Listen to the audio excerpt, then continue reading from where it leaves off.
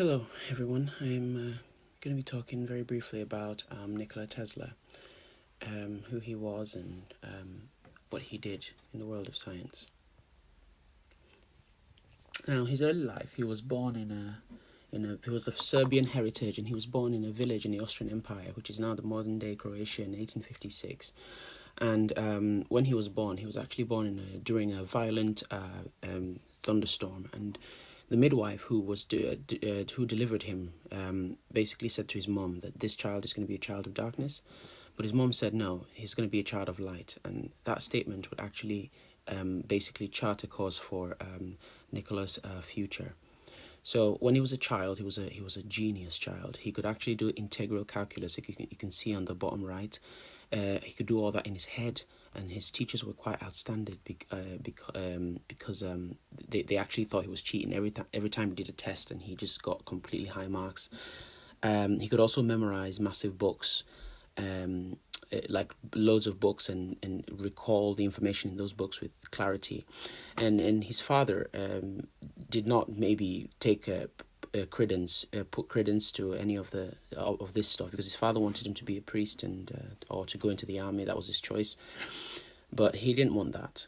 So basically, when he was 17, he contracted cholera, and he was so gravely ill that they thought he was going to die. But he said to his dad, "I will only recover if you let me go and study engineering at university." His dad said, "Okay, that's fine, go ahead." And miraculously, he recovered, and that was quite surprising. So when he went to school, he was a star student, as proclaimed by the dean of the university at that time, and he got the highest possible grades. He spoke 8 languages, and he was just all round a superstar.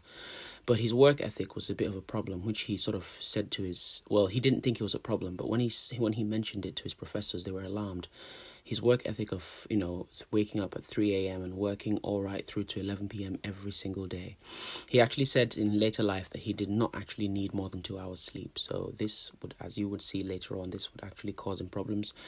But they wrote a letter to his father and said to him that he was going to die from too much work, and his dad should do something about it. But apparently his dad didn't do anything, or it wasn't mentioned, because he carried on until about his second year, when he became addicted to gambling.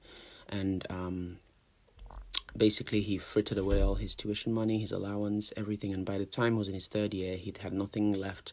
He did manage, however, to win back some of his losses, and he returned it to his family.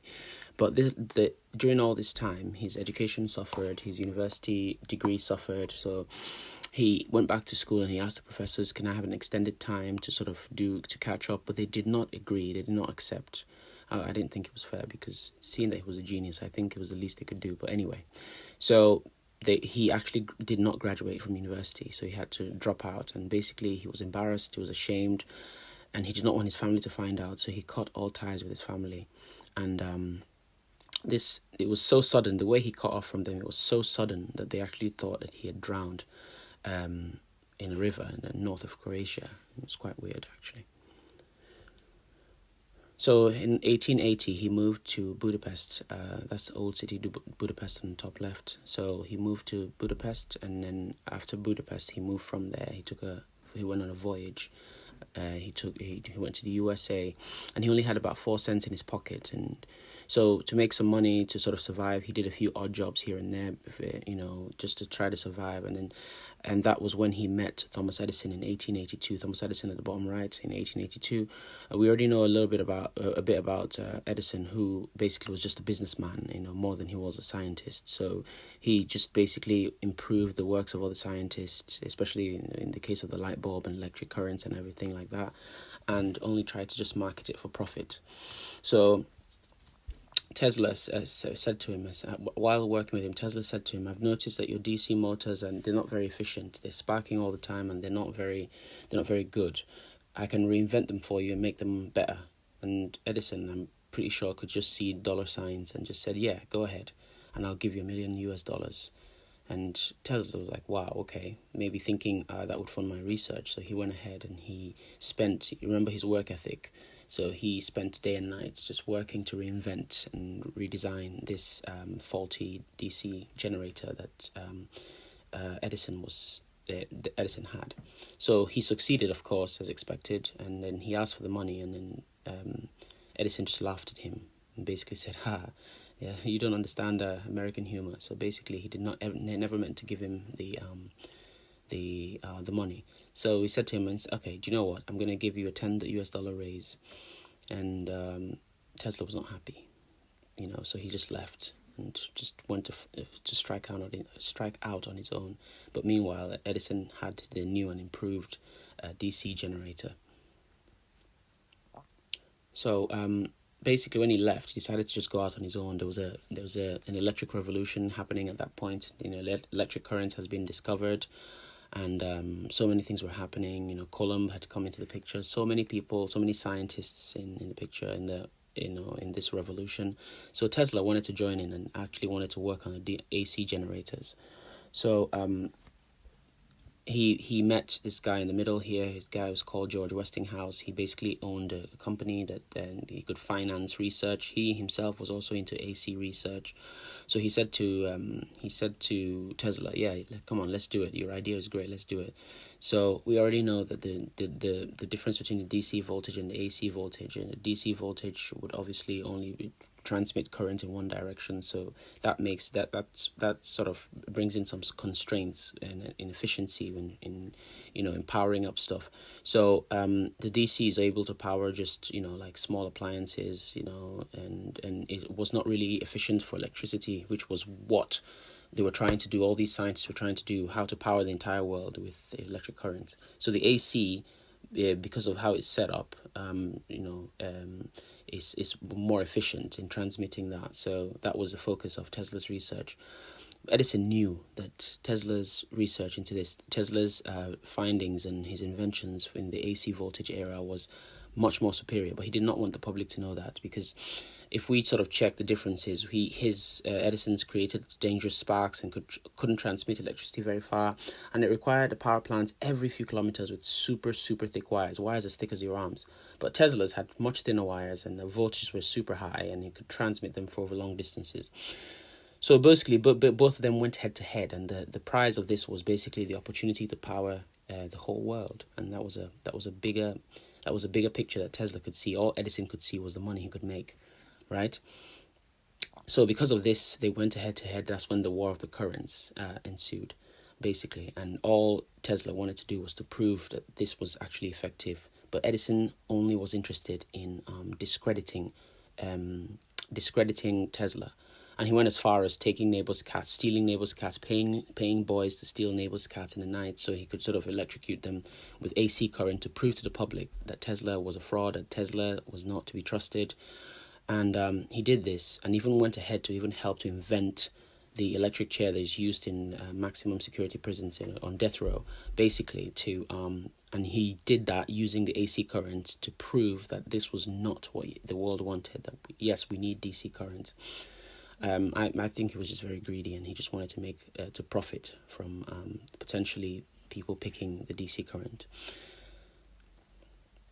So that's what he did, but Nikola actually won the public over just by being simply himself and just showing the true essence of science, which was just basically he actually went ahead and passed through the AC current through his body, which I thought was very brave, and to light up two bulbs, as you can see on the bottom right.